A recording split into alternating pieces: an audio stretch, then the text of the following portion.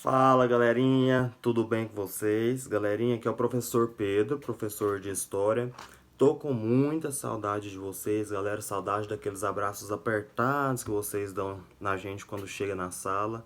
Porém, tenho certeza que vocês aí estão fazendo a parte de vocês em sua casa, estão lavando bem as mãos, estão usando máscara, não estão saindo de casa sem necessidade, estão passando álcool em gel na mão, para que logo a gente volte para a escola para a gente poder dar esses abraços gostosos, tá bom?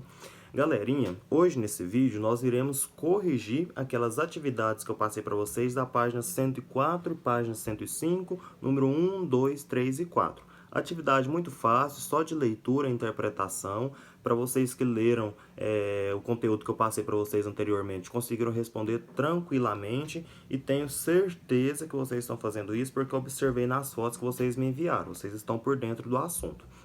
Então hoje nós vamos fazer uma pequena correção dessas atividades para que vocês corrijam aí junto comigo. Pega já seu caderno, pega seu livro e vamos corrigir junto essas atividadezinhas aí, tá bom? Vamos lá para número 1, página 104.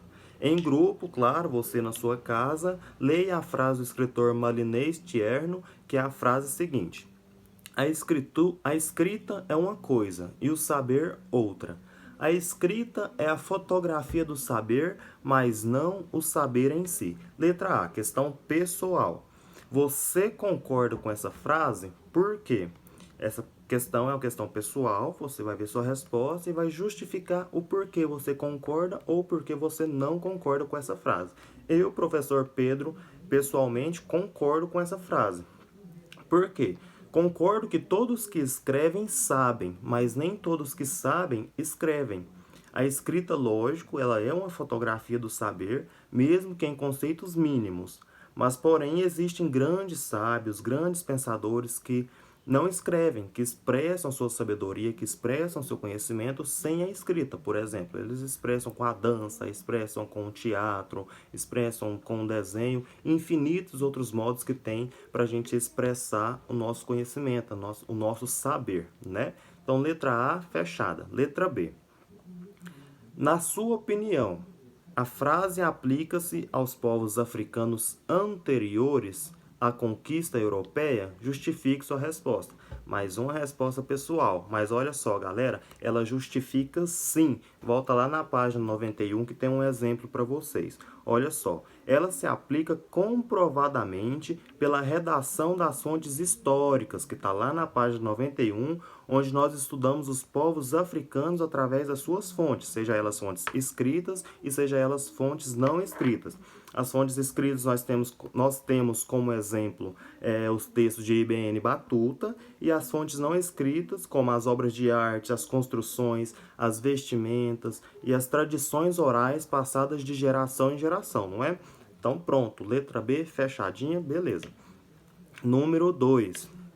Em 1938 foram descobertas 13 cabeças de latão no Palácio Real em Ifé, atual Nigéria. Eram esculturas magníficas produzidas por uma importante civilização do continente africano. Essa descoberta provocou uma revisão na história da arte, associada quase sempre às obras produzidas na Europa. Além disso, as cabeças de Ifé contribuíram para modificar as interpretações que os próprios africanos tinham sobre seu passado. Letra A.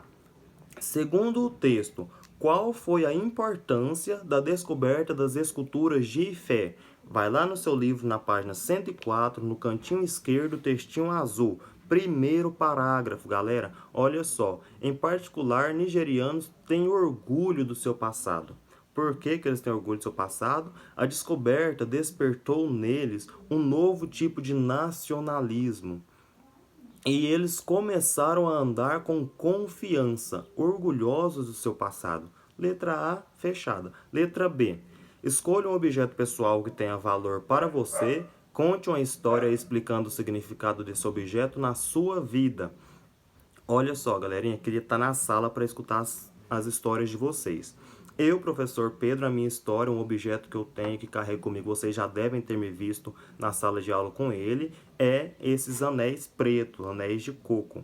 Esse anel é o anel de Tucum.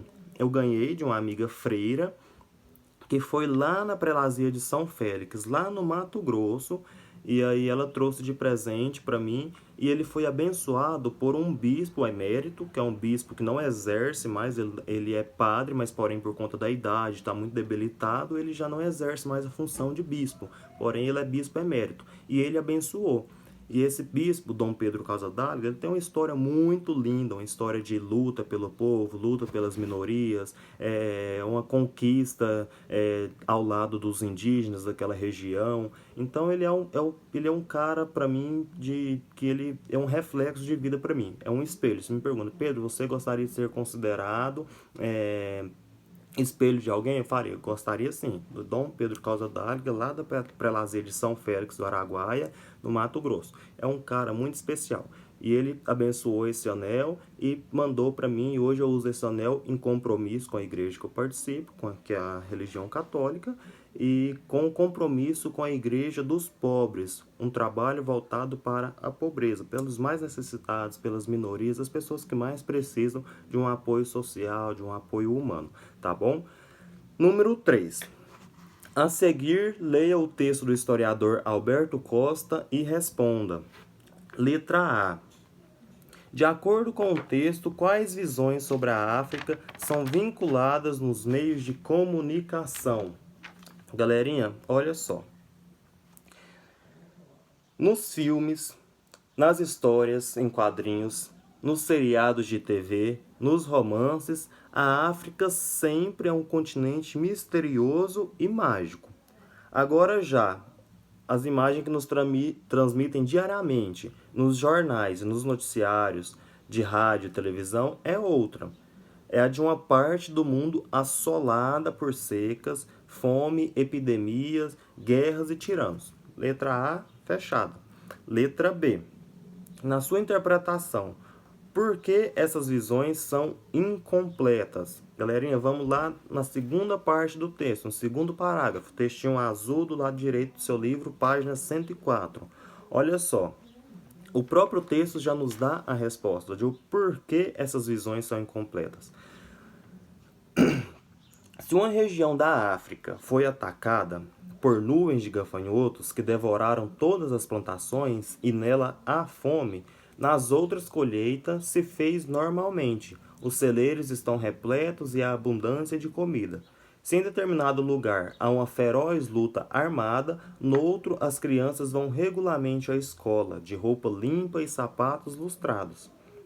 E a vida familiar transcorre normalmente, sem faltar alegria, todos trabalham e produzem. Então, no segundo parágrafo do texto já está dizendo por que essas informações elas são incompletas, porque elas mostram para nós apenas a parte mais dolorosa da África, a parte da região mais extrema da África, onde há fome, a miséria, a desnutrição, não tem condição mínima de saúde, de sobrevivência. Por isso, essas visões são incompletas. A África também, por sua vez, tem grandes lugares, lugares de riqueza. O Reino do Congo foi um dos lugares mais ricos, onde tinha maior concentração de poder político, de poder econômico.